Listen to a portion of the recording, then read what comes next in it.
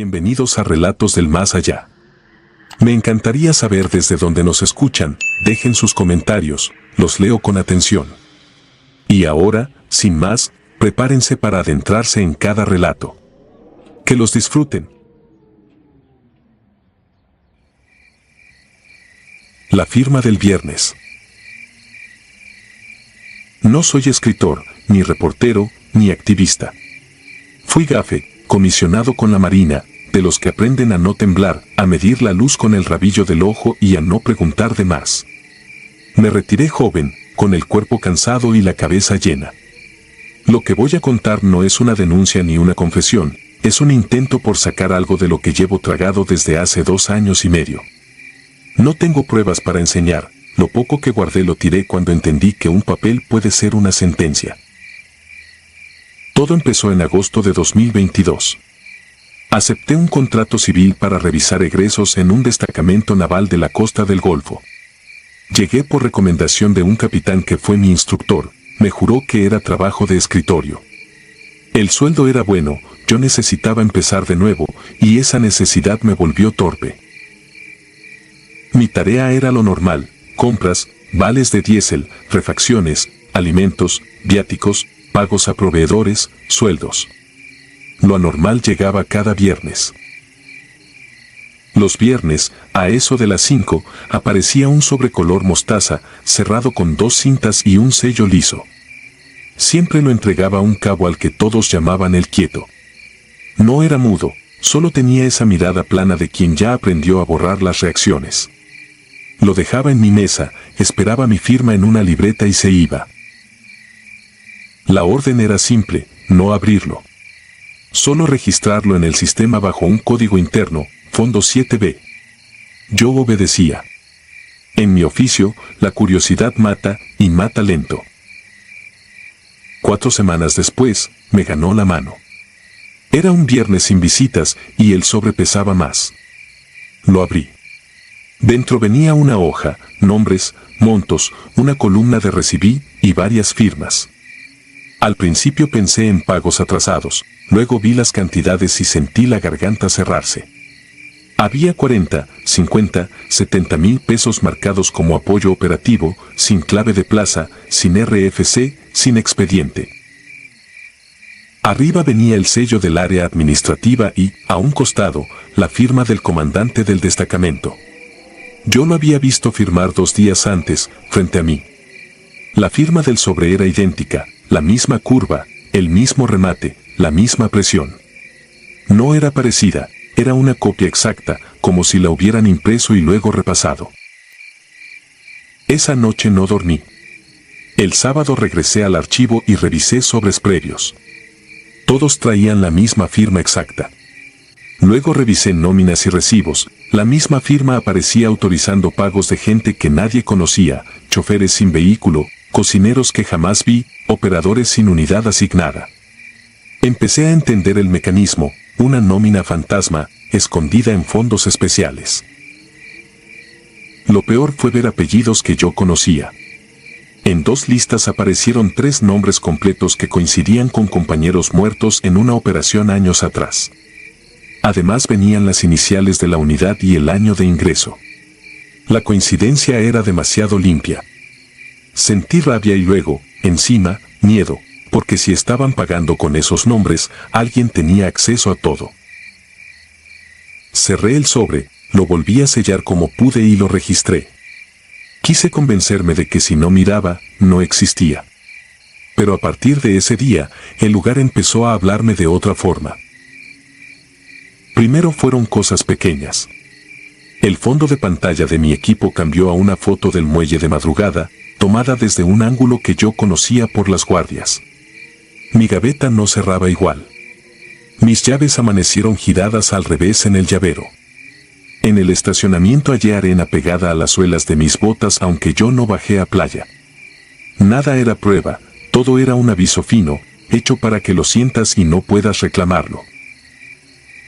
El viernes siguiente, el quieto se quedó un segundo más. Me miró fijo y dijo, casi como consejo: hoy no se le vaya el registro. Se fue. A mí me bastó para saber que ya estaban midiendo mis reflejos. Ese sobre traía algo nuevo. Entre nombres y montos venía una sola línea con coordenadas y una palabra: verificar. Las coordenadas apuntaban a una franja de manglar, cerca de un camino viejo. Yo no conocía el sitio, pero lo recordé por otra cosa. Años antes, una patrulla conjunta llegó a esa zona por un reporte de olores y tierra removida. Encontraron más de 20 cuerpos en una excavación improvisada. Lo supe porque un instructor mío estuvo ahí y volvió distinto, sin contar nada. Ver esas coordenadas en un documento de egresos me dejó frío.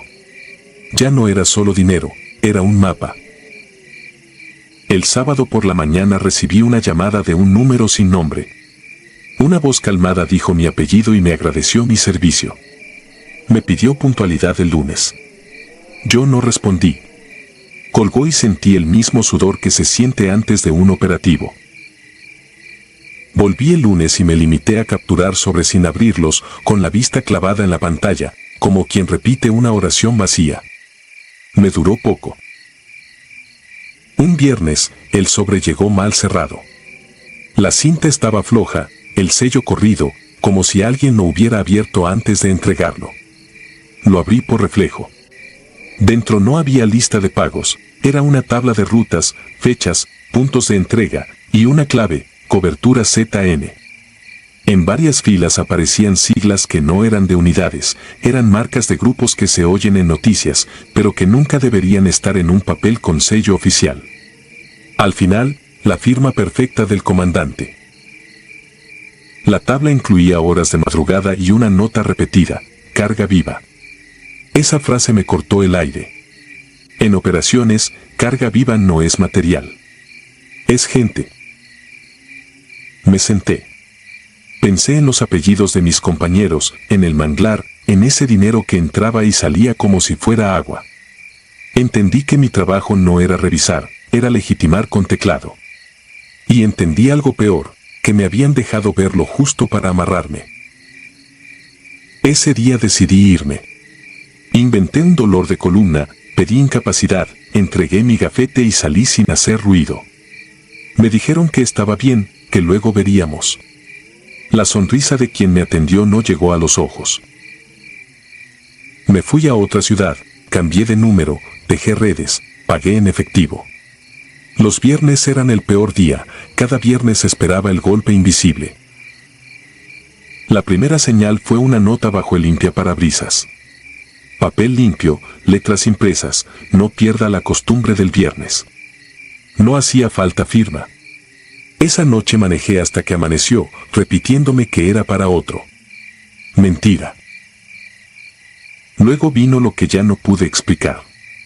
Era viernes, semanas después, en un cuarto rentado, lejos del mar. Tocaron la puerta una sola vez. Abrí y no había nadie. En el piso, justo en la línea de la entrada, estaba el mismo sobre color mostaza, húmedo, con olor a sal y diésel. Lo levanté con 2 dedos. No tenía sello, no tenía cinta. Lo abrí y sentí que el aire del cuarto pesaba. Adentro venía una hoja con una sola fila, mi nombre completo, mi RFC, mi fecha de ingreso a Fuerzas Especiales, y un monto. En la columna de recibí estaba mi firma. Mi firma exacta, con el mismo error mínimo en una letra que solo yo conozco. Yo no la había puesto ahí. Nadie debía tenerla. Quise romper el papel, pero me detuve, quise quemarlo, pero pensé en el humo, en cámaras, en vecinos. Lo doblé y lo guardé en una bolsa. Salí a caminar sin rumbo, con la sensación de que alguien iba a ponerme una mano en el hombro. Al volver, el sobre estaba otra vez bajo la puerta, intacto. La hoja adentro era nueva, sin dobleces. La misma fila. El mismo monto. La misma firma. Desde entonces, cada viernes me encuentran. Me mudé 3 veces. A veces el sobre aparece en el asiento del copiloto, aunque yo cierre con seguro. A veces lo hallo en la mesa, junto a mi taza, como si alguien entrara mientras parpadeo. La hoja siempre trae algo nuevo, una coordenada, un apellido, una fecha que luego veo en noticias, una ruta que yo recorrí de joven, como si me estuvieran marcando el camino a un sitio que no quiero volver a pisar. Ya no sé si es gente, si es la institución, o si es algo más viejo que aprendió a cubrirse con sellos y órdenes. Solo sé que el miedo que sentí en el monte no se compara con esto, porque allá el enemigo se veía, aquí no. Escribo esto en diciembre de 2025, en un motel de paso. Afuera llueve. Dentro, el foco tiembla. Mi maleta está lista. No tengo a quién llamar.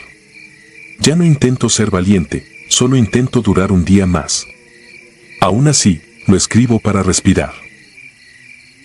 Hace un momento, algo se deslizó por debajo de la puerta. No lo he levantado todavía. No hace falta mirar para saber el color. Y sé que, aunque me vaya ahora, el viernes me va a alcanzar en el siguiente cuarto.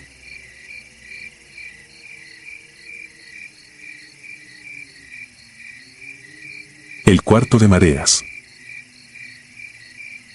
Me llamo Matías Arce. Serví 19 años con la Armada. En mi hoja de servicio aparecen despliegues en costa y sierra. Lo que no aparece es que durante un tiempo fui guardia de un lugar hecho para borrar, no para pelear.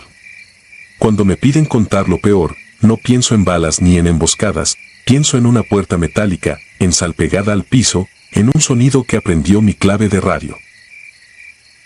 En 2011 me integraron a un grupo mixto, rápido, sin parches visibles. Yo venía de un curso de fuerzas especiales que algunos del ejército llaman gafes, lo tomé en intercambio y por eso me buscaron. A la unidad le pusieron Marea, como si el nombre tuviera poder de limpieza. Nos mandaron a Sonora, a una bahía donde el mar golpea y el desierto se queda quieto, mirando. La base era una empacadora de sardina abandonada, láminas oxidadas, pisos de concreto con manchas viejas, un olor a aceite rancio que ni la brisa podía llevarse. El mando era un capitán al que todos conocíamos como el contador. No era burla, era aviso. Tenía la costumbre de anotar lo que nadie anotaba, bultos, cajas, costales, carga, paquetes. Jamás alzaba la voz. Su autoridad estaba en lo que dejaba pasar sin preguntar. La empacadora tenía un cuarto nuevo, mal hecho, de bloc grueso y puerta de acero, pegado al área donde antes servían el pescado. Le decían el cuarto de mareas. Para entrar había 2 candados y una llave que no se dejaba en ningún llavero, sino en el bolsillo del contador. La primera semana me pusieron a vigilar afuera. Me explicaron la rutina con frases secas: llega una camioneta, se descarga, se revisa, se cierra, se espera, se vuelve a abrir, se limpia. Nadie describía el qué. Solo repetían que ahí adentro se procesaba. Si uno preguntaba, respondían con la misma mirada: no te metas. Yo ya había visto demasiadas cosas para fingir pureza, pero ese cuarto no se sentía como un sitio de trabajo, se sentía como una boca cerrada. La primera noche escuché golpes del otro lado. Pensé que eran tuberías o metales tirándose con el calor. Me recargué en la pared, revisé el perímetro y seguí. El golpe volvió, 3 veces, luego pausa, luego 2, luego 3. Me enderecé por instinto. No era al azar. Era un patrón. Mi cabeza lo reconoció antes que mi voluntad, era un llamado de radio, el mismo ritmo que usamos en entrenamientos cuando no queremos hablar. Me quedé inmóvil, esperando que alguien más lo notara, pero en la guardia todo siguió igual, como si el sonido solo me perteneciera. A partir de ahí, cada turno junto a la puerta se volvió una prueba. No era miedo a un ataque, era una incomodidad que se metía por la piel. En los radios, algunas noches, se colaba una interferencia que no era estática, sino aire cerca del micrófono. El operador juraba que venía del mar. El contador lo ignoraba y seguía con su libreta. A mí me empezó a pasar algo peor. Al cerrar los ojos veía una línea de humedad avanzando por el suelo, lenta, como si la marea se metiera hasta el centro del patio. Abría los ojos y no había nada, pero el olor a sal quedaba. Un jueves llegó un convoy al amanecer. Sin distintivos ni luces, motores apagándose y hombres que no miraban a nadie. Traían cajas negras con tapas selladas y, detrás, una camioneta con la lona baja, cargada con bultos envueltos en plástico. La empacadora se llenó de un silencio pesado, como si cada quien supiera dónde poner la culpa para no sentirla. Vi que uno de los bultos tenía la forma exacta de un chaleco táctico y que, por debajo del plástico, asomaba una bota de campaña. No dije nada. Solo vi al contador apuntar, medir con la mirada, ordenar con un gesto. Ese mismo día, mientras lavábamos el área con agua y detergente, encontré en el piso un parche de tela verde oliva, cortado, con velcro. Tenía bordada una letra y un número, como las marcas que usamos. Lo levanté con guantes. Estaba tibio, aunque el sol ya caía. Lo guardé sin saber por qué. En la noche, ese pedazo de tela se volvió una piedra en el bolsillo. No me dejaba moverme. Era como cargar una prueba que se calienta sola. La madrugada siguiente me tocó un turno largo con la puerta. El mar estaba tranquilo, pero el viento traía un chillido fino, como si la empacadora respirara por rendijas. A medianoche, los golpes regresaron, más claros, más cerca, y con el mismo ritmo. Luego se oyó un arrastre, como lona mojada sobre concreto. Me acerqué sin querer. Pegando la oreja al metal escuché un quejido breve, contenido, humano. Sentí que se me apretaba el estómago. En el radio, sin que yo hablara, entró una voz distorsionada repitiendo mi indicativo, mi clave personal, exacta, como si alguien la hubiera memorizado con paciencia. No recuerdo haber tomado la llave, pero cuando miré mi mano la tenía. Tal vez la agarré en un cambio de guardia, tal vez me la dejaron cerca como quien deja un arma cargada para ver si disparas. Giré despacio. El candado se dio con un chasquido. Abrí apenas una rendija. Un aire espeso me pegó en la cara, caliente y húmedo, con un tufo ácido que se quedaba en la lengua. Metí la lámpara primero. La luz rebotó en paredes manchadas y en charcos que no deberían estar ahí. En el centro había un contenedor grande, de esos que se usan para almacenar, con la tapa asegurada con correas. A un lado, una camilla, encima, un cuerpo encogido, atado, con la cabeza cubierta por tela. Quise avanzar, pero el suelo se sentía raro, pegajoso. No era sangre, era una película salada que agarraba la suela. El cuerpo en la camilla se movió, desesperado, buscando aire. La tela de la cabeza se le pegaba a la cara como si estuviera empapada. Extendió las manos en mi dirección. Yo apunté por reflejo, por costumbre, como si un arma pudiera ordenar el mundo. En ese instante, el contenedor vibró. No fue un golpe desde dentro, fue como si algo pesado se acomodara, lento, del otro lado de la tapa. La lámpara parpadeó. En el charco del piso vi un reflejo que no correspondía al techo del cuarto, se veía un entramado de vigas oscuras, más alto, como un lugar distinto. Me mareé. El radio volvió a activarse solo y, entre chasquidos, salió una frase con mi propia voz, pero torcida, mojada, pronunciada con un ritmo que yo no tenía. Decía mi nombre como si lo probara. Sentí un frío seco recorrerme la nuca, imposible en ese calor. El cuerpo en la camilla empezó a ser jalado sin que se movieran sus manos, como si la fuerza viniera del aire. Sus rodillas se arrastraron hacia el contenedor, dejando marcas en la sal. Yo quise sujetarlo, pero mis botas se pegaron más. En la tapa se abrió un mínimo espacio, no porque alguien la levantara, sino porque algo desde dentro empujaba con paciencia. Asomó una mano grande, hinchada, de piel pálida, con uñas negras y largas. No era humana. No era de animal. Era como si el mar hubiera aprendido a formar dedos con restos y sal. Me quebré en un segundo. No fue un grito, fue una certeza, una caída interior. Entendí que ese cuarto no solo procesaba carga. Alimentaba. Abría un borde para que algo subiera. Algo que ya sabía mi clave y mi voz. Con una fuerza que no supe de dónde saqué, arranqué una bota del piso, luego la otra. Salí a trompicones y azoté la puerta. Puse el seguro, aseguré los candados con manos que no obedecían. Del otro lado, el patrón de golpes cambió. Ya no pedía auxilio. Marcaba un ritmo que parecía burla sin sonido. Amaneció sin que yo durmiera. Cuando el contador llegó, me vio con la cara deshecha y no preguntó. Miró la cerradura y luego mi bolsillo, donde el parche seguía. Se acercó, tomó mi radio con calma y lo apagó. Me dijo, sin emoción, que ahí no se rescataba. Esa frase fue su norma y mi condena. Ese mismo día pedí mi baja. La tramitaron rápido, sin preguntas, como si hubieran estado esperando que yo diera el paso. Me fui lejos del mar. Intenté trabajar en vigilancia, luego en talleres, luego en cualquier cosa que no tuviera radios. Nunca pude. Cada vez que escucho agua correr en una tubería, mi cuerpo se tensa. Algunas madrugadas mi teléfono vibra sin razón y la pantalla se enciende sola. No entra llamada, no entra mensaje. Solo un chasquido, como equipo viejo, y luego mi indicativo, lento, repetido con paciencia.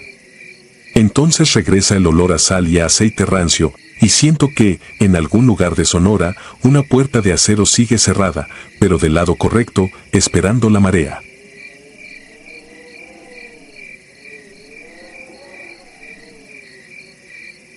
El retén sin nombres. Nunca fui hombre de rezos ni de amuletos. En la armada aprendí a confiar en lo que se puede comprobar, distancia, tiempo, pulso. Aún así, hay miedos que no vienen de la noche, sino de la certeza de que alguien trae tu mismo uniforme y ya decidió que tu vida vale menos que una caja. Me llamo Iván Salcedo. Serví 12 años. Antes de usar el ancla en el pecho fui gafe del ejército, después me integré a la Secretaría de Marina. Pasé por cursos duros, con instructores que venían de fuerzas especiales, algunos siguieron derecho, otros se torcieron. Cuando me retiré, en 2016, acepté trabajos de escolta para carga sensible, medicamentos, equipo de hospital, cámaras de frío. No era glamour, era disuasión, una camioneta guía, otra atrás, radios sencillos, y la regla de no detenerse salvo por una orden clara. La empresa me mandó al corredor costero entre Manzanillo y la salida hacia Arteaga. Decían que estaban levantando operadores, que se llevaban unidades completas y que, cuando aparecían, lo hacían limpias, como si nunca hubieran tocado terracería. Lo contaban con la voz de quien ya se cansó de indignarse. Salimos antes de medianoche del patio del puerto. El tráiler iba sellado rumbo a un almacén en Morelia. En mi camioneta íbamos 3, todos exinfantes, yo al volante, Soto de copiloto y Méndez atrás. Nadie hablaba mucho. Guardé el celular apagado, por costumbre, porque en ciertas zonas el teléfono deja de ser herramienta y se vuelve un collar. La carretera libre se estiraba entre cerros y plantíos. No había luna. El aire olía a sal vieja y diésel. A esas horas el cuerpo busca señales para mantenerse despierto, la vibración del tablero, el zumbido parejo del motor, el chasquido de una piedra bajo la llanta. La radio seguía muda. Ese silencio largo es una presión, como si alguien estuviera transmitiendo y tú no lo supieras. A las 3 y algo apareció la primera señal extraña, una luz fija, color ámbar, arriba de un poste improvisado. No giraba, no parpadeaba, solo estaba ahí, como un ojo abierto. Aflojé el acelerador. 1 kilómetro después vino el bloqueo, una pickup atravesada a media cinta, conocí 6 hombres con uniforme verde olivo y armas largas. La primera impresión fue autoridad. La segunda me heló, no traían insignias, ni placas con nombre, ni parches. No era que los hubieran arrancado, estaban limpios, como recién salidos de almacén. Uno levantó una lámpara y la luz me golpeó directo. El tráiler, más adelante, también frenó por la guía. Bajé el vidrio apenas. El que se acercó traía el rostro cubierto hasta la nariz. Su voz fue tranquila, demasiado tranquila para un retén improvisado. Preguntó de dónde veníamos y qué llevábamos. Le contesté lo mínimo. Le mostré el contrato de escolta. Lo miró con una lentitud ensayada y luego me observó las manos, como si buscara señales de entrenamiento. Hizo una seña. 2 se plantaron a mi puerta. Otro se colocó detrás de Soto. Nadie gritó. Ahí se me encendió una alarma que no tiene que ver con valor, tiene que ver con práctica.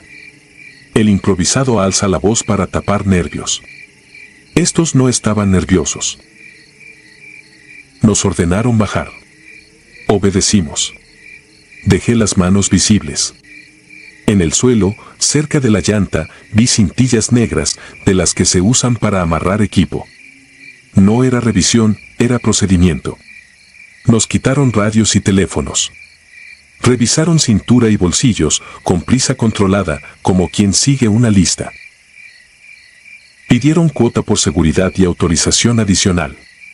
No lo dijeron como extorsión, lo dijeron como si fuera trámite. Respondí que íbamos registrados y que todo estaba pagado. El jefe sonrió sin alegría y soltó una frase que me dejó frío: no te preocupes, aquí también llevamos bitácora. La palabra bitácora, en ese tono, no la suelta cualquiera. Era lenguaje de mando. Sentí que, en vez de un asalto, estaba entrando a un sistema. Nos amarraron las manos atrás con cintillas. No apretaron de más, no querían sangre, querían control. Nos hicieron caminar hacia el monte por un sendero invisible desde la carretera. El tráiler quedó encendido. No escuché golpes ni forcejeos, solo el motor alejándose, como si lo condujera alguien que sabe de cajas y de cambios. Tras 10 minutos, el ruido de la carretera murió. Entró el olor a tierra húmeda y hojas aplastadas. Llegamos a una planicie con lonas, camionetas sin placas y un generador. Había mesas, cajas de munición ordenadas, colchonetas, incluso un bote de basura con bolsa nueva. La organización era militar. La intención no. Nos pusieron frente a una mesa. Encima había carpetas con nombres escritos a mano, credenciales de operador, licencias federales, tarjetas bancarias, parches recortados. El jefe abrió una carpeta y dijo mi nombre completo. Luego mencionó un dato de mi último año de servicio que no aparece en ningún papel civil. Me ardieron los oídos, como si me hubieran tomado por la nuca. Ahí entendí el verdadero horror: no venían por la carga. Venían por nosotros. Alguien llevaba tiempo reuniendo información de exmilitares, escoltas, operadores, gente que sabe callar. Y esa información estaba en manos de hombres que podían ponerse el uniforme que quisieran. Nos llevaron a una bodega de lámina, sin ventanas, iluminada por una sola lámpara. Adentro había varias personas sentadas en el piso, con la mirada perdida, la cara inflamada por el cansancio. Nadie hablaba. El silencio ya no era prudencia, era agotamiento. Pasaron horas. A rato se oía que llegaba alguien, se oía el arrastre de algo pesado, se oía una puerta cerrarse. En una ocasión abrieron y entró un hombre con uniforme de marina, esa tela azul que cualquiera reconoce. Caminaba como mando, sin prisa, como si estuviera en un patio. Me bastó verlo de perfil para sentir que el estómago se me hacía piedra. Era Cano, un instructor de un curso viejo. En el servicio se decía que lo habían dado de baja. Ahí estaba, con los ojos despiertos y una calma que no pude ignorar. No habló largo. Señaló a 2 y se los llevaron. Nadie gritó. El miedo, cuando es total, te deja sin garganta. Luego me señaló a mí. Me sacaron al aire libre. La luz ámbar seguía encendida a lo lejos, marcando el sitio. Cano se acercó y me dijo, casi como trámite, que yo aún servía. No lo dijo como halago. Fue una manera limpia de decir que, si no aceptaba trabajar, mi nombre se quedaría en una lista y mi familia también. Yo asentí. Fingí obediencia. En la vida civil uno aprende que a veces la mentira es la única coraza. Me dieron agua. Mientras bebía vi, detrás del generador, una pila de teléfonos apagados, todos sin chip. Vi también fotos impresas. Entre ellas estaba la mía, tomada de una red social vieja, con mi madre en una comida. Ver esa imagen ahí me quebró por dentro, porque no era amenaza abstracta, era alcance real. La oportunidad llegó cerca del amanecer, cuando cambiaron guardia. Un joven se distrajo con el radio. Me dejaron solo unos segundos junto a la bodega, con una mano aún atada pero con espacio para mover los dedos. Tenía una navaja pequeña escondida en la bota. Corté la cintilla sin movimientos grandes. No corrí, correr en el monte suena como confesión. Me fui por la parte baja, hacia un arroyo. Me metí al agua para borrar huellas. Avancé entre ramas, piedras y lodo, sin mirar atrás. No escuché persecución inmediata, y eso me asustó más. Los que se creen dueños del terreno no se precipitan. Caminan y esperan. Con el sol levantando, llegué a una brecha y vi pasar un camión de volteo. Levanté el brazo. El conductor dudó, pero se detuvo. Me subió sin preguntas. Me dejó en una gasolinera grande, ya con gente. En el baño me vi al espejo, cara manchada, ropa hecha polvo, ojos que no reconocí. Llamé desde un teléfono público. Reporté la ruta y el punto aproximado. La respuesta fue la misma: lo vamos a canalizar, ponga su denuncia. En la empresa solo preguntaron si la carga se había perdido. Cuando dije que sí, el encargado respiró como quien confirma una apuesta. Nadie mencionó a Soto ni a Méndez. Yo tampoco. Si su archivo tenía mi foto, también podía tener mis llamadas. 3 días después encontré mi camioneta frente a mi casa, lavada, sin un rayón. Adentro, en el portavasos, dejaron una tarjeta plastificada sin logos. Solo tenía una frase escrita a mano: bitácora actualizada. Desde entonces no manejo de noche. Si me toca carretera, busco horarios con sol y con gente. Aún así, cada vez que veo una luz fija en un poste, o un uniforme sin nombre, siento que el país se me encoge en el pecho.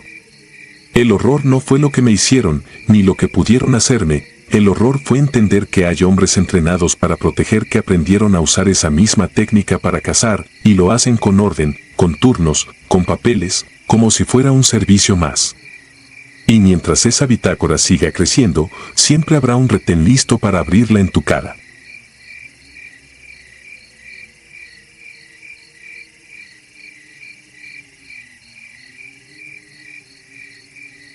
La escolta sin rostro. Yo sí fui militar. Fui gafe cuando aún se decía en voz alta, y después terminé comisionado con personal naval, porque en este país los uniformes se mezclan cuando conviene. Aprendí a medir el miedo por detalles simples: el silencio de los radios, la forma en que un arma cuelga del pecho, el modo en que un camino se angosta sin avisar. Creí que lo peor que podía ver era humano. Me equivoqué. Me retiré en 2014 con una rodilla rota y el orgullo hecho trizas. La vida civil no te recibe con honores, te recibe con cuentas. A los meses acepté servicios de traslado, escoltas pagadas por alguien que nunca daba la cara. No preguntabas qué iba en las cajas, no pedías órdenes por escrito, no exigías rutas seguras. Si querías seguir respirando, solo cumplías. La noche que me persigue fue en febrero de 2016, entre la sierra que divide Nayarit y Jalisco. Íbamos 3 vehículos pesados y 2 camionetas verdes sin placas. 2 tráileres con caja cerrada y, al centro, una plataforma con un contenedor marítimo sellado con grapas nuevas, 20 pies de metal gris que olía a solvente reciente. La escolta éramos 6 ex fuerzas especiales, todos con cara de haber envejecido antes de tiempo. El mando era un capitán de fragata al que le decían cárdeno, seco, metódico, de esos que te ordenan con los ojos sin gastar saliva. A mí me tocó ir pegado al contenedor, en la primera camioneta de retaguardia. Mi trabajo era simple: vigilar flancos, marcar distancia, evitar que alguien se arrimara por veredas. El chofer de la plataforma era un civil, joven, manos temblorosas, su único pecado era manejar bien. Yo llevaba la radio en el volumen justo para oír sin distraerme. A las 11:30, como si alguien hubiera girado un interruptor, perdimos señal. Era normal. Lo anormal fue la frecuencia táctica. Empezó a colarse una estación local, con una locutora de tono perfecto, demasiado limpio para estar en esa montaña. Repetía un boletín idéntico cada 30 segundos, el despliegue de fuerzas federales garantiza la tranquilidad en la región.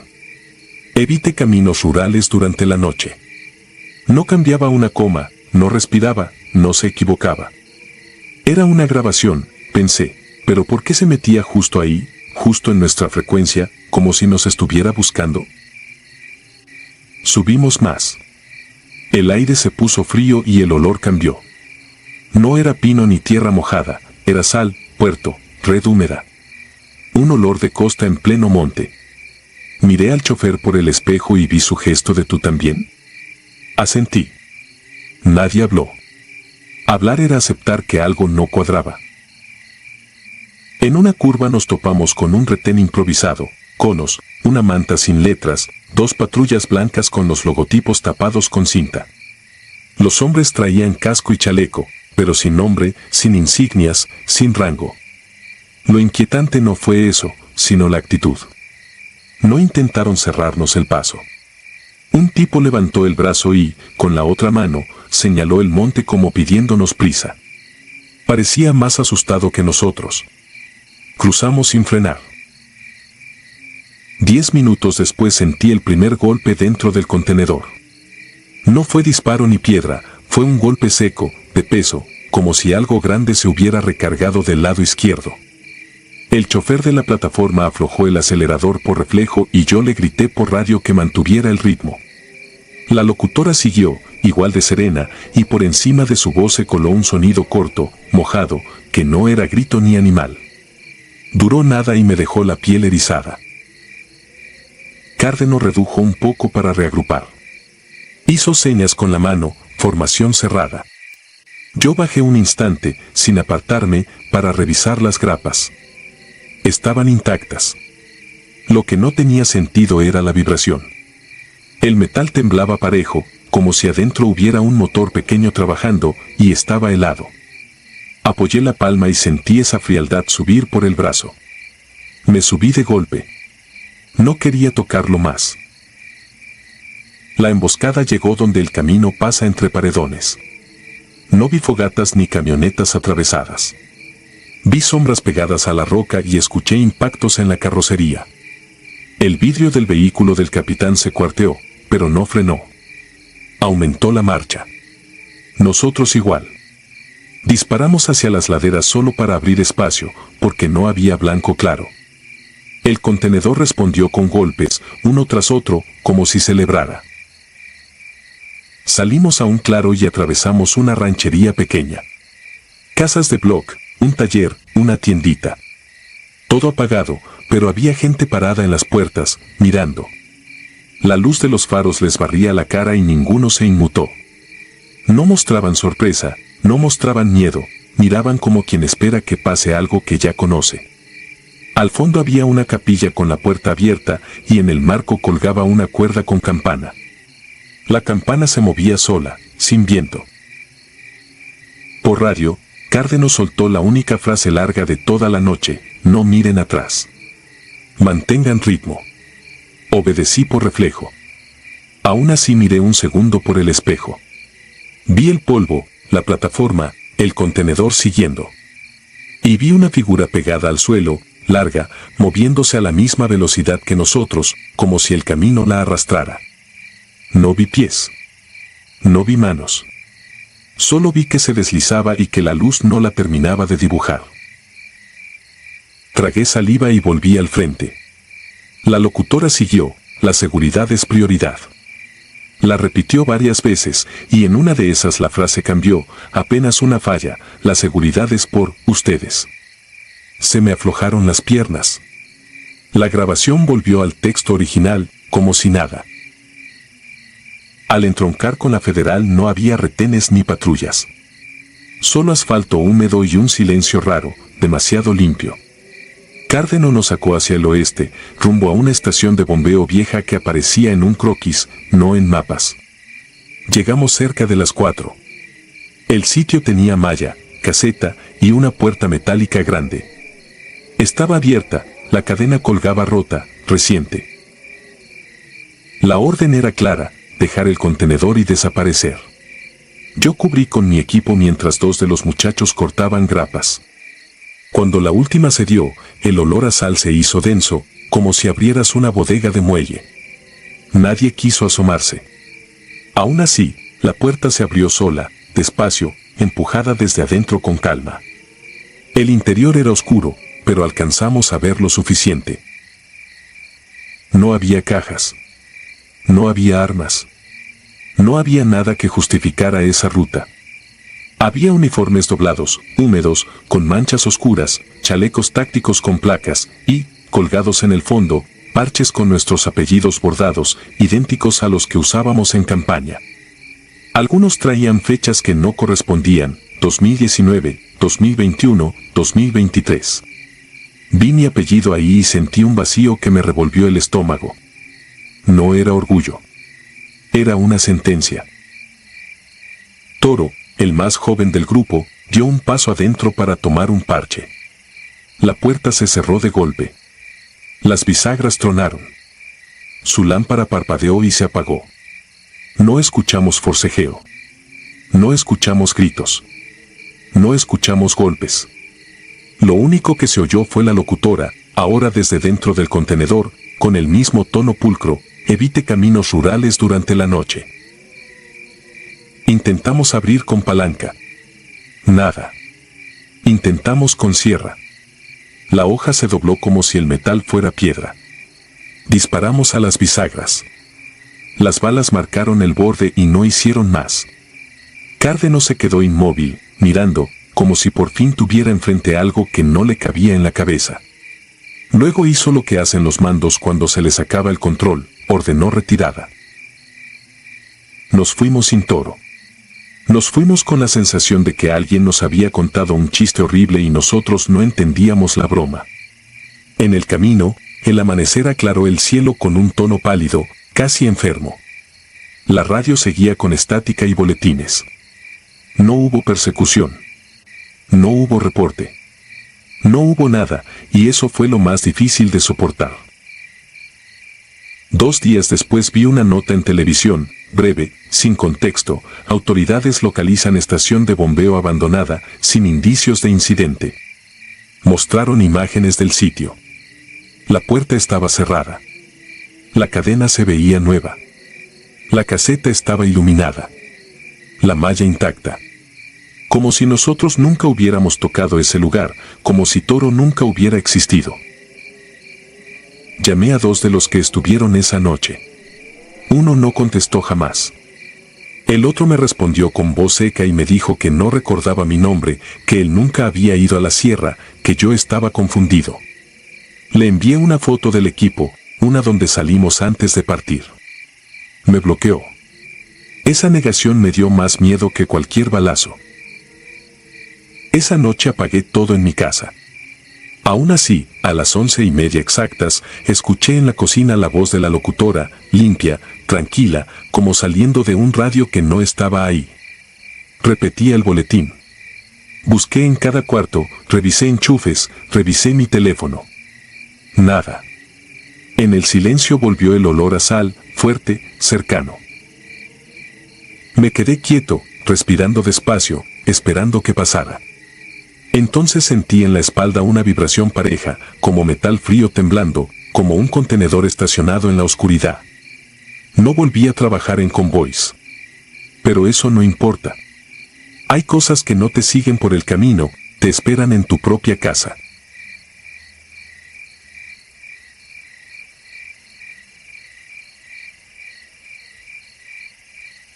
Deuda bajo la arena. Me llamo Ramiro y soy segundo maestre de la Infantería de Marina.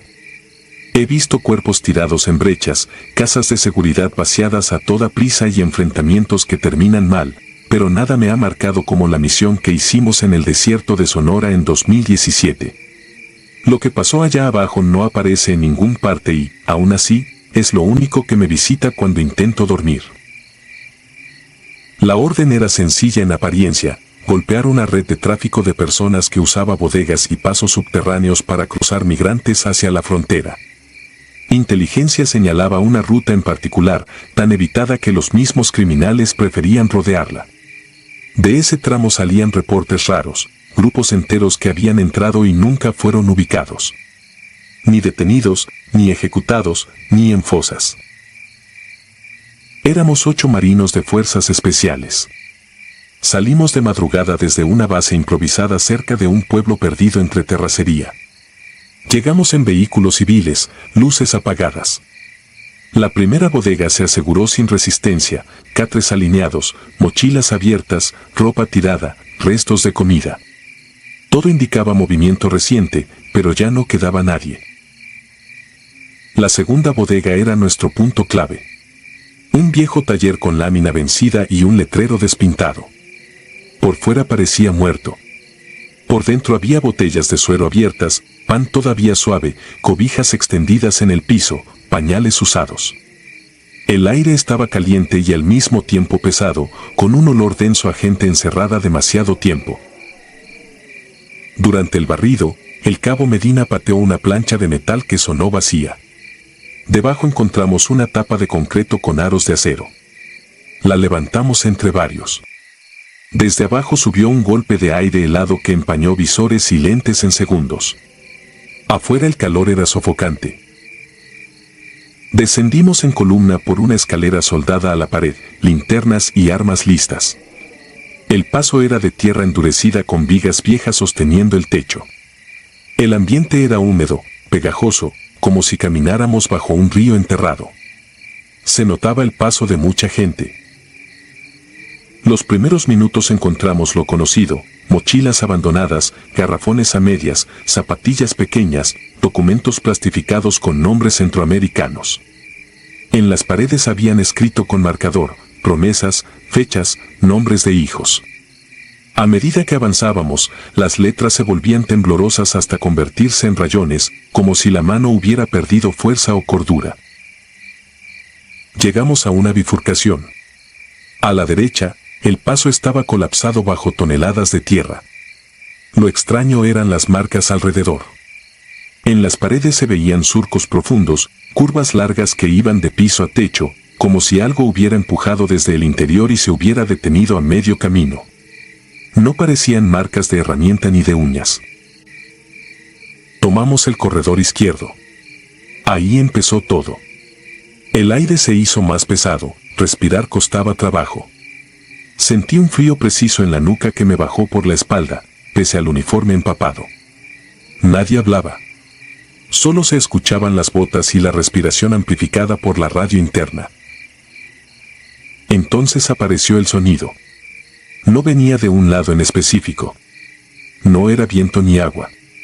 Era un murmullo lejano, muchas voces mezcladas, tan bajo que podía confundirse con la sangre en los oídos. Intenté ignorarlo, pensando en el encierro, pero cada paso lo hacía más nítido. El cabo primero que iba al frente levantó el puño. Nos detuvimos. A unos metros, más allá del alcance directo de las linternas, algo se movía. No era alguien corriendo ni escondiéndose. Era un movimiento lento, repetitivo, como un paso arrastrado. Subimos la intensidad de la luz. Primero vimos polvo flotando. Luego se dibujaron siluetas. Eran varias, paradas en medio del paso. Tenían forma humana, pero no se movían como personas. Los hombros caídos, la cabeza ladeada, los pies casi pegados al suelo. El balanceo de sus cuerpos era torpe, sin ritmo. La lógica decía que eran migrantes en shock. Ordenamos alto, que levantaran las manos, que se identificaran. Nadie reaccionó. El murmullo empezó a separarse en palabras. Escuché acentos distintos, peticiones de agua, nombres de familiares, promesas desesperadas. Frases truncas que se repetían una y otra vez. Apunté mi luz al rostro de la figura más cercana. Era un hombre delgado, cubierto de tierra seca. La piel de la cara estaba opaca, sin brillo, como una foto vieja. Tenía los ojos abiertos, pero no miraba nada. No parpadeó. Por un segundo, la luz pareció atravesarlo. Vi la pared detrás, ligeramente borrosa. Bajé la lámpara sin comentar. Detrás de él se alineaban más figuras, mujeres, un anciano con sombrero, un joven con una mochila colgando de un solo hombro. Todos con el mismo vaivén imposible, avanzando sin avanzar. Al girar la cabeza, vi que el corredor por donde habíamos venido también empezaba a llenarse con esas siluetas inmóviles. Simplemente estaban ahí, cerrándonos la salida. El instinto reaccionó primero. Abrimos fuego en ráfagas cortas hacia el frente. El estruendo rebotó una y otra vez. El olor a pólvora eclipsó al resto. Las balas levantaron tierra detrás de las figuras. Ninguna cayó. Ninguna se llevó las manos al cuerpo. Era como disparar contra algo que ocupaba espacio pero no podía ser tocado. Entonces comenzaron a acercarse. No corrieron ni gritaron. Solo avanzaron, paso tras paso, hasta estar a distancia de un brazo. Cuando la primera rozó mi chaleco, algo me golpeó por dentro. No fue un dolor físico. Fue una memoria que no era mía. De pronto estaba apretado en la parte trasera de una camioneta, rodeado de cuerpos que apenas podían respirar. Alguien lloraba pegado a mi cara. Afuera golpeaban la lámina riendo. La sed era tan fuerte que dolía. Sabía que no iba a salir vivo de ahí. Parpadeé y volví al paso. El fusil seguía en mis manos.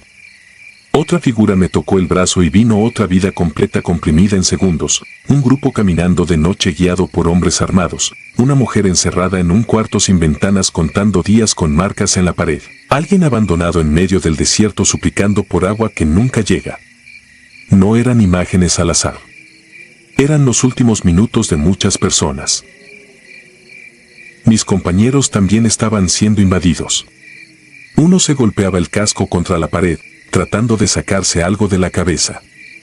Otro se arrancó el equipo de la cara, jadeando como si se ahogara. Alcántara, el más joven, empezó a reír. Era una risa quebrada, sin alegría. Levantó el fusil hacia su propio pecho. Lo tiré al suelo con un empujón. En sus ojos no estaba él, había una mirada rendida que solo he visto en gente que ya se dio por vencida. El murmullo cambió de tono. Dejó de ser solo súplicas. Se volvió exigencia. No lo escuchaba con los oídos, sino en la parte del cerebro donde empiezan las pesadillas. No pedían rescate ni salida. Querían que alguien respondiera por ellos, que alguien cargara con esa deuda que nadie quiso ver. No sé cuánto duró. El reloj dejó de existir. Recuerdo al jefe de equipo iluminando una abertura lateral, una cámara excavada en la pared, y gritando la orden de movernos.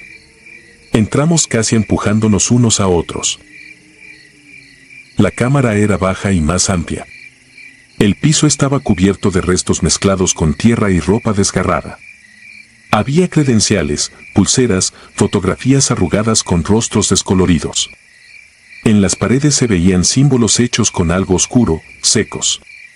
No eran marcas de banda. Era otra cosa, un culto levantado con lo que quedaba de esa gente. En un rincón, sobre un tablón, había velas consumidas, monedas, listones, estampas.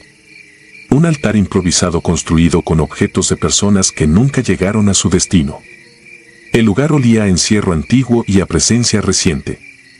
Detrás del tablón encontramos una escalera metálica que subía hacia una tapa de acero.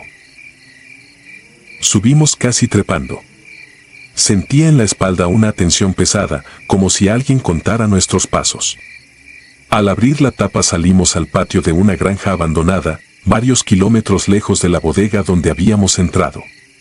El cielo estaba despejado y el aire frío de la superficie parecía de otro mundo. En el informe que se escribió después se habló de ruta asegurada, indicios de homicidio y restos humanos por procesar. Nada de figuras, murmullo ni recuerdos ajenos. Esa noche, en la base, algunos se fueron a la capilla, otros encendieron pantallas para no quedarse en silencio. Yo me senté en la litera, con el uniforme todavía puesto, y revisé el chaleco por costumbre. En un bolsillo interior encontré una credencial plastificada que no recuerdo haber tomado. Hombre hondureño, año de nacimiento 1989. El nombre se quedó grabado. Meses después, revisando carpetas de desaparecidos, vi la misma foto. Seguía sin localizar. No aparecía como asegurado ni como fallecido. Como si hubiera quedado atrapado en algún punto de ese paso. Desde entonces, cuando me toca guardia en edificios silenciosos, hay momentos en que el aire se vuelve denso y frío sin explicación. Si todo está quieto, el murmullo regresa, muy bajo. No entiendo las palabras, pero sé lo que reclaman. No quieren asustarme por gusto. Quieren que alguien recuerde que existieron. Sigo en servicio. Patrullo, escolto, cumplo órdenes. Pero cada vez que escucho en noticias migrantes asegurados, pienso en los que nunca llegan ni a esa cifra. En los que se quedan en rutas como esa, enterrados bajo tierra ajena, aferrados al último momento que vivieron. Compañeros dicen que lo nuestro fue aire viciado y mente al límite. Me gustaría creerlo. La verdad es que, cuando el sueño se me va de madrugada, no veo balaceras ni operativos. Veo ese corredor lleno de figuras inmóviles, cerrando el regreso, pacientes, como si supieran que un día vamos a volver. Y entiendo que aquella misión no fue solo un golpe a una red de tráfico. Fue entrar de lleno en una deuda vieja, escrita con miedo y abandono, que sigue ahí abajo, bajo la arena, esperando a que alguien más la mire de frente.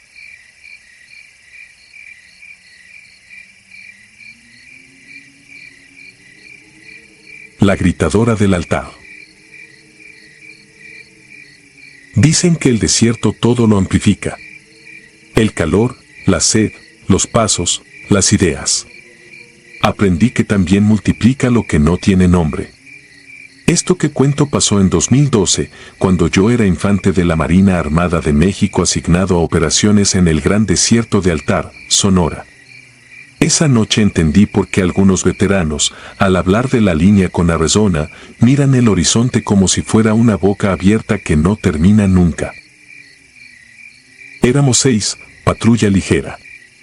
Salimos al anochecer después de reportes sobre rutas clandestinas que habían cambiado de sitio.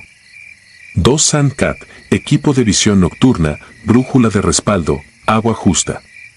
La radio PRC que nos tocó iba bien hasta que entramos a una planicie de sal y arena que parecía sin principio ni final. Me tocó ir de punto a pie en una vereda que apenas se distinguía cuando la luz se caía. Todo se volvió plano, tan plano que uno pierde sensación de distancia.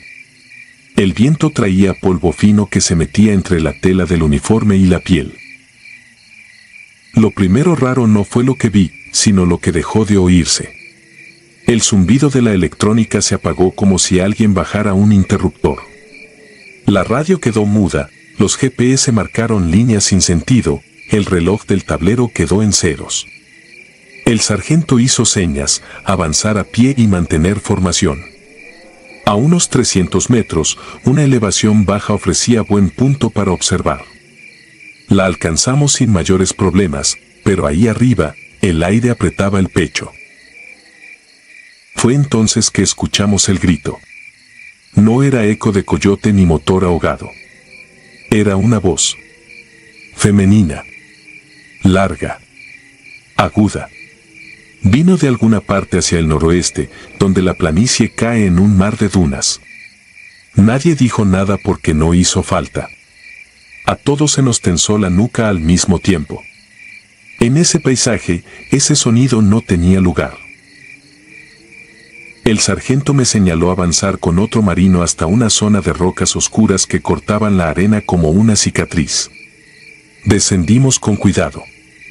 La arena crujía bajo las botas, seca y pegajosa a la vez. La linterna se quedó sin fuerza, como si la batería se hubiera cansado de golpe. Encendimos solo un segundo el modo tenue. No había nada. Ninguna huella clara aparte de nuestras suelas. Aún así, la sensación de vigilancia nos siguió, pegada a la espalda como una mirada que no cede. Regresamos a la elevación. El sargento ordenó marcar rumbo de vuelta a los vehículos, reagrupar y salir de ahí. Y entonces la escuchamos otra vez, más cerca, como si se arrastrara por el aire. 2 marinos buscaron frecuencia de emergencia. Solo chisporroteo quebrado. Un tercero señaló al horizonte, una luz fija, baja, como una lámpara lejana en medio de nada. Parecía moverse aunque no cambiaba de sitio. Nos quedamos un momento mirándola sin entender. La arena comenzó a levantarse en remolinos cortos. No era tormenta, pero mordía la cara. El grito volvió, partido en 2, uno arriba, otro clavado al ras del suelo. Me sentí torpe, con las manos heladas por dentro de los guantes. Nadie disparó. ¿A qué le tiras cuando no sabes dónde está? Bajamos otra vez, ahora los 6. El plan era alcanzar los Sandcat por una ruta más directa aprovechando la planicie. El viento nos golpeaba de frente. La luz del horizonte parecía retroceder a nuestro paso, como si nos midiera. Un marino que iba a mi izquierda se llevó la mano al pecho, decía que sentía algo vibrar bajo la arena, un pulso, una especie de latido que subía por las plantas de los pies. No supe qué contestar. Yo lo sentía también, pero no quería darle forma con palabras. El grito siguiente no vino de lejos. Vino detrás de nosotros, tan cercano que las cervicales me tronaron. Giré con la carabina lista. Nada. Solo arena peleando contra el aire. Caminamos más rápido. Otro grito, ahora muy al frente, pero arriba, como si flotara. El sargento intentó hablar, no para dar órdenes, sino para que su voz existiera. No lo logró. La voz se le quebró. Hizo señas de mantener línea y avanzar sin correr. A los pocos minutos vimos los vehículos, cubiertos de una fina película de arena como si llevaran días abandonados. Las puertas no abrían con el primer intento. Un marino maldijo en silencio, tirando del seguro. Yo puse la mano en el cofre, estaba frío. Inexplicable, porque los apagamos hacía nada. El tablero no respondía. La radio interna, muda. El desierto, igual de enorme, igual de atento. Entonces la vimos. No salió de las dunas ni caminó entre rocas. Simplemente estaba ahí, a nuestra derecha, a una distancia corta, de pie. Medía lo suficiente para parecer persona, pero no era eso. La compararía con una sombra, pero lo que teníamos enfrente no seguía reglas. Cambiaba. Se estiraba y encogía en silencio, como si respirara por toda su superficie. Creí ver facciones por un instante, facciones que se borraron en cuanto intenté fijarlas. La luz lejana se apagó como si le hubiera guiñado el ojo. Mi primer impulso fue disparar, el segundo no hacer nada. No sé cuál ganó, el dedo se me ancló en el guardamonte. El sargento alzó la mano y no disparó tampoco. La cosa se ladeó, sin pasos, y el aire se enfrió de golpe, un frío seco que no pertenece a esa tierra. El grito reventó a 1 metro de nosotros. No lo escuchamos con los oídos. Nos atravesó el cuerpo entero. Quise rezar y solo pensé en la arena metiéndose en los dientes, en la sed de días, en mi madre esperando una llamada. La cosa se acercó y vi que no proyectaba sombra propia. La luz de las estrellas, tenue pero presente, pasaba a través de ella y salía torcida, como si detrás hubiera agua. Pestañeé y ya no estaba. La nada pesó el doble. Un marino vomitó sin ruido, agachado, con la carabina colgándole. El sargento golpeó el tablero del Sandcat con la palma. El después parpadeó, una vez, 2, y murió. La brújula marcaba norte y sur al mismo tiempo. La botella de agua se me antojó veneno. La cosa apareció de nuevo, ahora al otro lado, idéntica pero no igual, como un reflejo de un reflejo. El grito subió tan alto que sentí las órbitas dolerme por dentro. Entonces, sin orden, empezamos a empujar el vehículo para girarlo a mano, locura pura en la arena suelta, pero cualquier acción era mejor que quedarse clavado. No sé cómo, pero el motor encendió. Fue un bramido breve, salvaje, como si el vehículo hubiera regresado de un pozo. Subimos a empujones. La suspensión chilló. Yo me aferré a la manija y miré atrás por instinto. La cosa no corría. Se multiplicaba a lo lejos, en cortes de luz, en parpadeos. 3, luego 5, luego una sola vez más grande. El sargento aceleró sin mirar el tablero. La arena nos tragaba hasta media llanta. El grito volvió, pero ahora parecía venir por el piso del Sandcat. Sentí el metal vibrar bajo las botas. Apreté los dientes tan fuerte que me dolió la mandíbula. Aceleramos en línea recta guiándonos por un punto del cielo y por el recuerdo del camino, nada más. No hubo persecución al estilo de película. Hubo presencia. Presencia que se pegaba a los cristales y se iba cuando la mirabas de frente, presencia que volvía a tu lado opuesto, como si probara dónde te quebrabas. No sé cuánto tiempo duró. En el desierto, los minutos se rompen. A la distancia, las luces del campamento explotaron de golpe, más blancas que nunca. Cruzamos el cordón de seguridad sin códigos, sin aviso. El motor se ahogó en el acto. Nadie dijo palabra. Bajamos con las manos dormidas, las uñas llenas de arena y sangre seca de encías reventadas por la presión. El jefe de servicio nos miró sin preguntar. Anotó la hora en una libreta. Nos dio agua y nos mandó a sentarnos. Cuando por fin pudimos hilar frases, contamos lo esencial. Hubo silencio, luego una orden simple: esa zona no se pisa de noche. Ni con guía. Ni con todo el equipo del mundo. No fue regaño. Fue hecho. Esa madrugada no dormí. Me acosté con el uniforme puesto, la carabina cerca, los oídos atentos a lo que no quería oír. El viento sopló normal. Las tiendas crujieron normal. Y, sin embargo, a ratos se deslizaba por el campamento un lamento finísimo, casi imperceptible. Nadie lo mencionó. A la mañana siguiente revisaron las cámaras térmicas. Nada. Revisaron nuestras rutas. Todas mal registradas. Parecía que hubiéramos dibujado círculos sobre arena lisa. Volvimos a salir muchas veces después. Cambiaron rutas y horarios. Nunca más cruzamos esa planicie de noche.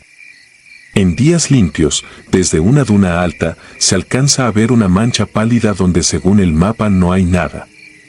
Ahí, dicen algunos, luce una lámpara que no ilumina el suelo. Ahí, dicen otros, grita alguien que no pide ayuda ni amenaza. Solo existe, como existe el sol. Yo sigo en servicio. Me he puesto delante de armas y de hombres que no pierden el pulso. Puedo jurar que nada me puso más pequeño que esa voz sin cuerpo y ese frío seco. Si un día les toca patrullar cerca del altar y las brújulas empiezan a marcar dos direcciones, regresen. Si ven una luz que nunca se acerca, no la sigan. Y si de pronto sienten que el metal vibra como garganta, no intenten entender. Pisen el acelerador, miren al frente, respiren por la nariz y no volteen. Porque en ese lugar, lo que te llama por tu nombre no quiere hablar contigo. Quiere quedarse contigo. Y el desierto, que todo lo amplifica, no aprende a olvidar.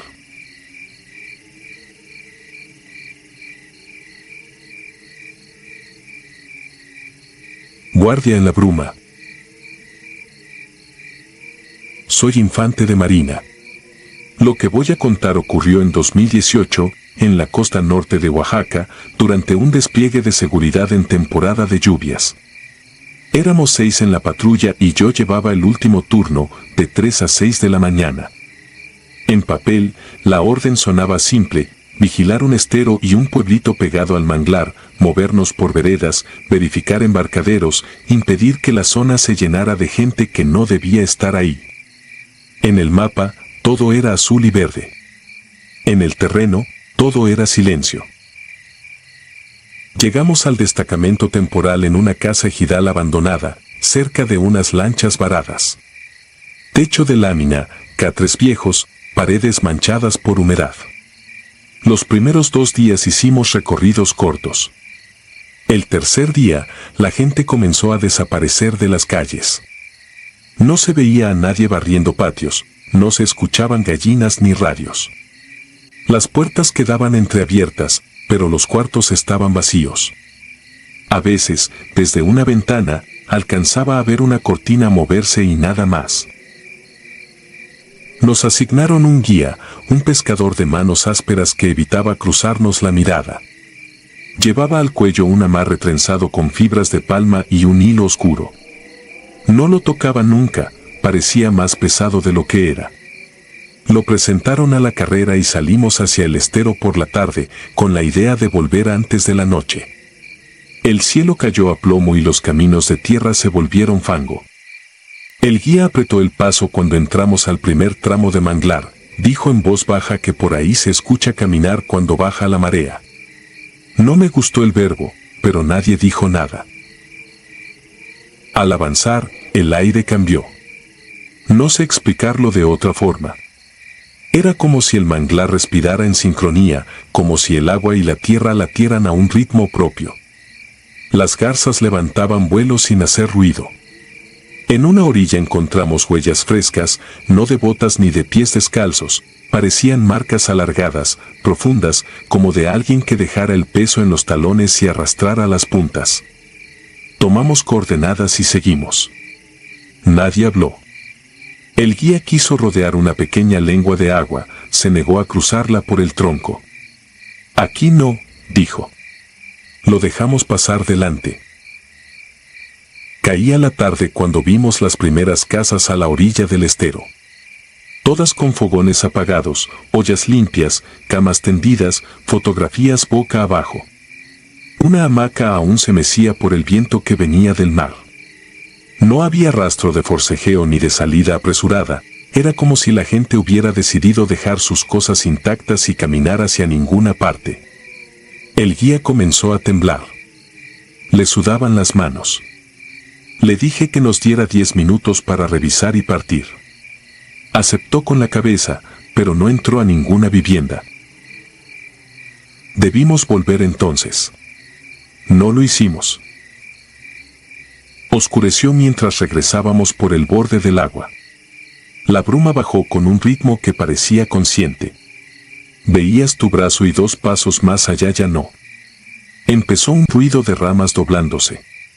Lo primero que pensé fue en un animal grande, pero el golpe contra el agua sonó rítmico, como pasos pesados que buscaban firmeza en el fango.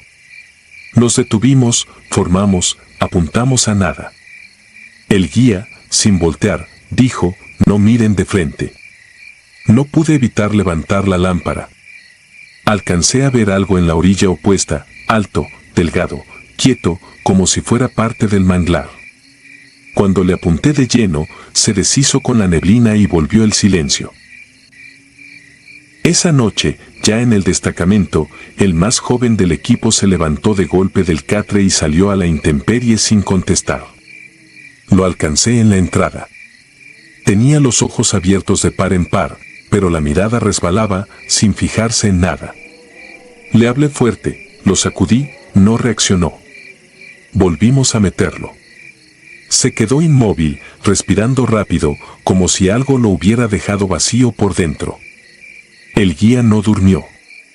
Se sentó de espaldas a la pared, con las manos sobre el amarre, murmurando palabras que no entendí.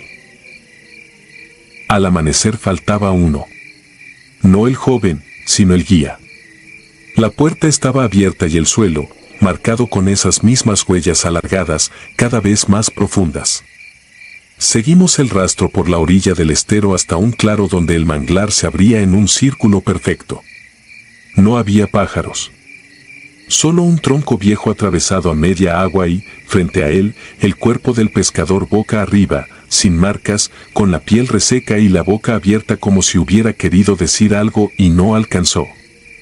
A un lado, sobre una piedra lisa, habían dejado una figura tallada en madera, un hombre sin rasgos en la cara y un hilo enrollado al cuello, igual al del amarre. No la toqué. El comandante ordenó regresar y pedir relevo, pero la radio comenzó a fallar y el aire se volvió pesado otra vez. Fue entonces cuando el joven se puso de pie por su cuenta, caminó hacia el tronco y se quedó parado frente al agua. No respondió cuando le hablé. Un paso más y habría caído. Lo jalé del chaleco, sentí su cuerpo frío, rígido, como si llevara horas en un cuarto de hielo. Volteó apenas y supe que no estaba viéndome a mí. Dijo, muy quedito, ya viene. Luego cerró los ojos. No esperé la orden. Eché a andar de vuelta cargándolo del hombro. Los demás me siguieron. La bruma comenzó a jugar con las distancias, a ratos el destacamento parecía a 10 metros, a ratos a kilómetros. En el borde del camino se repetían las marcas. Cada tanto, a nuestra izquierda, sonaba el mismo ritmo de paso sobre agua y lodo, siempre paralelo a nosotros, sin acercarse del todo. No disparé. Sentía que si disparábamos algo iba a romperse de forma irremediable. Llegamos con los primeros tonos de luz. El joven quedó tendido en el catre, respirando a tirones. Yo me quedé de guardia hasta las 6. No pasó nada, pero la sensación de presencia no se movió un segundo. Cuando por fin amaneció, entró una claridad pálida que no calentaba. El comandante ordenó evacuar al muchacho en la camioneta rumbo a la carretera. Solo avanzamos 50 metros. La niebla, densa como pared, cerró el camino. El motor se ahogó. Bajamos. El aire olía a sal y lluvia. Entonces lo vimos. Estaba parado en medio del camino de terracería, a no más de 20 pasos. Alto, de proporciones largas, empapado, como si hubiera salido del agua. Era un contorno hecho con la misma materia de la bruma. No tenía cara, donde deberían estar los ojos había vacío, una ausencia que dolía mirar.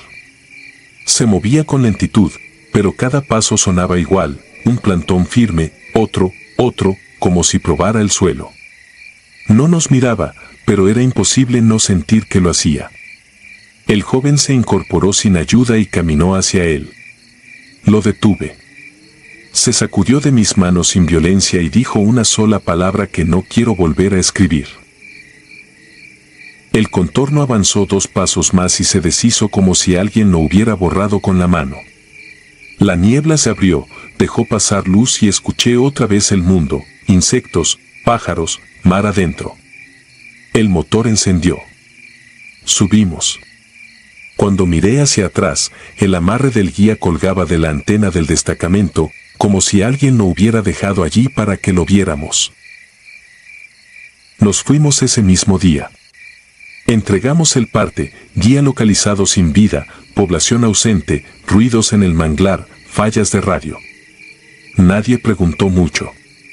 Trasladaron al joven a la base en la capital del estado. Yo limpié mi fusil sin mirar a nadie. Por la noche, al cerrar los ojos, vi de nuevo el círculo perfecto del claro y el tronco atravesado a media agua. A veces me despierto empapado recordando los pasos. No sueño con balaceras ni persecuciones, sueño con un camino de lodo y un ritmo que no falla, un plantón, otro, siempre a mi izquierda, sin prisa. Cambié de zona, cambié de turno, cambié de compañeros. No sirve. Hay noches en que la habitación se llena de ese mismo aire espeso del estero y cualquier sombra contra la pared parece moverse con la cadencia de quien viene desde muy lejos buscando el lugar exacto donde pararse. Nunca volví a esa costa. Nadie del equipo quiere hablar del tema. En el cuaderno donde anoto lo importante escribí una sola línea, no mirar de frente. Juré no tocar objetos que no entienda y no volver a seguir huellas que se hundan más de lo que debería un pie humano. A veces, en servicio, me quedo detenido con el oído atento. No sé qué espera encontrar mi cuerpo cuando hago eso, pero se prepara, como animal que huele tormenta. He aprendido a no negar lo que vi. En la Marina nos entrenan para todo, menos para esas cosas que no admiten explicación. A mí me tocó a la orilla del manglar, con un guía que quiso advertirnos y un compañero que se asomó a un borde sin mirar abajo. No le deseo esa guardia a nadie. Si alguna vez te toca un turno a esa hora, en un lugar donde la gente no está y los fogones quedan limpios, escucha el agua. Si crees oír pasos, no vuelvas la cabeza. Acelera y vete. No dejes que la bruma marque el ritmo por ti. Porque cuando lo marca, no se te quita, te sigue pegado al cuerpo y, con el tiempo, te lo recuerda a la menor provocación, en un charco, en el goteo de un techo, en el crujido de una rama. Y sientes, con certeza, que ese andar aprendió tu camino y lo repite con paciencia.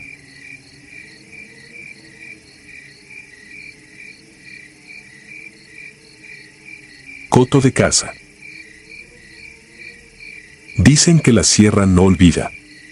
Yo era gafe en 2014, adscrito a un batallón con sede en el noroeste. Nuestro equipo de salto entró por una cañada de la Sierra Madre, entre Durango y Sinaloa, con una orden simple: localizar a un pelotón que había cortado comunicación y verificar un punto señalado por inteligencia como posible cocina. Decían que los marinos habían pasado días antes y también se habían quedado sin señal. Era rutina hasta que el aire nos recibió con un olor que no era monte, ni diésel, ni pólvora. Era metálico, como taller viejo.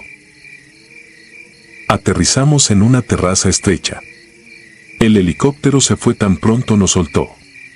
8 hombres, formación escalonada, radios en frecuencia de emisión. Yo iba de explorador con NVG en la mochila y el AM/diagonal PEQ listo. Desde los primeros pasos, el monte sonaba mal. No había insectos, no había pájaros, y el viento parecía moverse al ritmo de un aliento enorme escondido entre los pinos. Nadie lo dijo, pero todos lo pensamos. A los 20 minutos topamos una primera pista, una funda para cargadores abandonada junto a piedras marcadas con tiza militar. El trazo decía Norte 200 y terminaba en nada. Encontramos también una radio rota y, a unos metros, algo que preferiría no recordar, un chaleco partido como si lo hubieran arrancado con una fuerza sin sentido. No había cuerpo. Solo marcas en el suelo que no cuadraban con bota humana. Eran profundas, espaciadas de forma rara, como si alguien con piernas demasiado largas hubiera jugado a provocar. El teniente ordenó avanzáramos hasta la quebrada. Yo llevaba la brújula, la aguja vibraba como si algo la llamara. La luz se fue sin transición. No hubo ocaso, solo sombra cerrada. Armamos un semicírculo defensivo, trampas con cordel y latas, y una clave: a la menor alarma, luces ir y fuego controlado. Yo me quedé de guardia mirando una línea de pinos tan recta que parecía hecha a mano. Entonces se oyó un grito que no era de coyote ni de puma. Era largo, profundo, calculado. Nos puso de pie sin pensar. Pasamos lista. Faltaba el más joven. No hubo caída de ramas, no hubo arrastre, no hubo disparos. Llamamos por radio. Contestó estática y, detrás de la estática, su timbre. Estoy aquí. Sonaba normal, pero algo en la cadencia estaba equivocado, como si practicara nuestra lengua y todavía no dominara los silencios. Corrimos hacia la voz. No apareció. La voz se movía, primero frente, luego atrás, luego arriba, como si el monte la rebotara a voluntad. Al amanecer, el teniente nos metió de nuevo en columna. Encontramos restos de uniforme, un guante, un casco golpeado. A un costado del cauce seco había marcas de arrastre hacia una oquedad oscura. Descendimos con cuerda. Abajo, tierra removida, retazos de tela, placas dobladas. Y en una roca plana, alineadas con cuidado, cuentas de plástico de un rosario deshecho. No sé quién las puso así ni para qué. Regresamos al alto con una sensación de persecución que no venía de atrás, sino de alrededor. A mediodía las sombras eran tan densas que prendimos las linternas. El segundo de a bordo empezó a respirar acelerado. Dijo que alguien le hablaba, que usaba mi voz y la del teniente y la del chico perdido. Le ordené que se calmara. Asintió, y a los 10 pasos se metió entre los pinos, sin mirar, como si obedeciera otra cadena de mando. Disparamos una ráfaga al aire. No regresó. Esa noche el terreno se duplicó. Caminábamos siguiendo la brújula y volvíamos al mismo claro. Las latas del perímetro sonaban aunque no había viento. Entre las ramas, ojos. No brillo de linterna, ojos. 2 puntos fijos, demasiado altos para ser de un animal del monte, demasiado quietos para ser humanos. El teniente autorizó fuego selectivo. 3 disparos. Nada cayó. Nada huyó. El tercero que perdimos apareció al día siguiente colgado de un pino, amarrado con su propia cuerda de descenso, abierto de un modo que el monte no produce por accidente. No hubo tiempo para rosarios ni para poemas. Lo bajamos y lo cubrimos con lona. El olor metálico llenó todo. Nadie habló.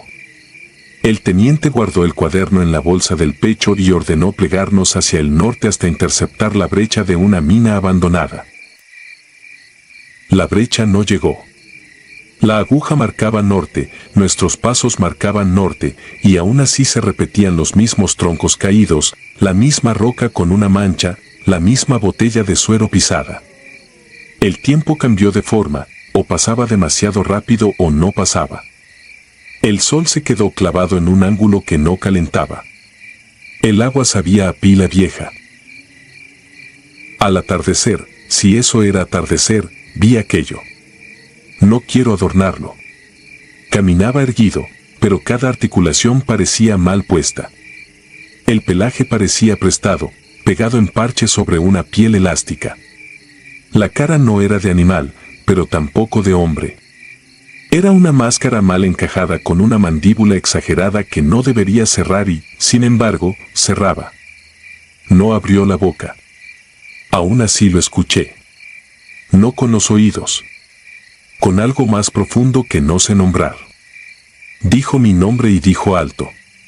Obedecí por un segundo que me supo a derrota. El teniente me empujó el hombro, me devolvió al presente. Cuando apunté, ya no estaba. Nos quedamos 4. Uno de los muchachos se cortó el cable del radio con su navaja. Dijo que las voces venían de ahí por dentro.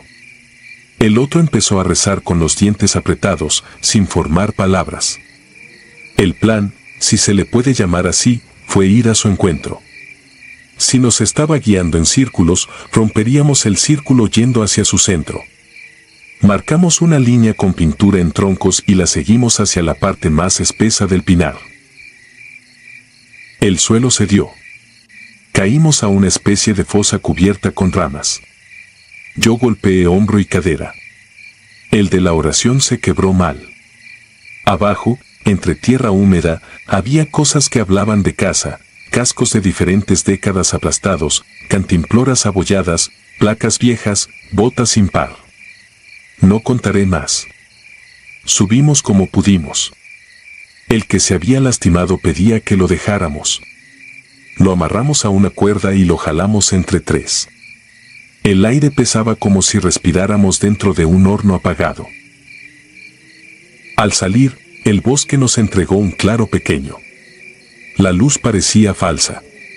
De pronto, los pinos hicieron un pasillo, y lo que fuera que jugaba con nosotros enseñó su paciencia. Se llevó al herido sin ruido, con la facilidad de quien arranca una fruta madura. Lo único que me quedó fue su casco girando en el suelo hasta quedar inmóvil. Disparamos hasta vaciar. Las ramas no se movieron. El penúltimo, un sargento viejo, me miró con ojos que ya habían visto más de lo que convenía. Me dijo en voz casi imperceptible que no corriera hasta ver algo que no fuera árbol. Algo hecho por manos humanas, dijo. Me enseñó una bengala. Si ves luz que no es nuestra, no te acerques. No hubo discursos. Me puso la bengala en la pechera y sonrió sin dientes. Se fue a la derecha haciendo ruido a propósito. La cosa lo siguió. Yo me quedé congelado con la respiración en el cuello, esperando un tiro que nunca sonó. Oí su voz, la de él, moldeada, llamarme por mi apodo, pidiéndome agua, bromeando como en la base. No me moví. Esperé hasta que el silencio se hizo grande. Entonces corrí. Corrí sin brújula, sin plan, guiado solo por la necesidad animal de salir. Vi luz. No una trampa. No una linterna. Era un helicóptero en aproximación, cortando el aire de la cañada. Me lancé al claro agitando el paño, disparé al cielo. Me vieron. Me levantaron. En la cabina, un paramédico me sostuvo la cabeza. Me dijo que llevaba 4 días perdido. Para mí fueron semanas. Pregunté por los demás. Nadie más. El parte oficial habló de emboscada, terreno difícil, desorientación. Dijeron que inventé para cubrir traumas. Me dieron de baja. No discuto. No tengo pruebas para tribunales. Tengo noches y un sonido en el límite de la audición que me llama por mi nombre y me promete que la sierra no olvida. A veces despierto con el gusto metálico en la boca. A veces, cuando pasa un camión lejos, juraría que escucho una voz que practica cómo hablar como nosotros, que aprende, que perfecciona. He cambiado de ciudad. He cambiado de oficio. No me sirven. La sierra está donde yo esté. Si alguien encuentra esa quebrada entre Durango y Sinaloa, no marque con tiza. No deje rosarios. No trace rutas de escape. Todo eso lo alimenta. No vayan de noche. No vayan de día. No vayan. Y si un día oyen una voz conocida que los llama dentro del monte, no contesten. No giren. No regalen su nombre. Porque allá, entre pinos altos y aire inmóvil, alguien hizo de nosotros su deporte. Y sigue esperando.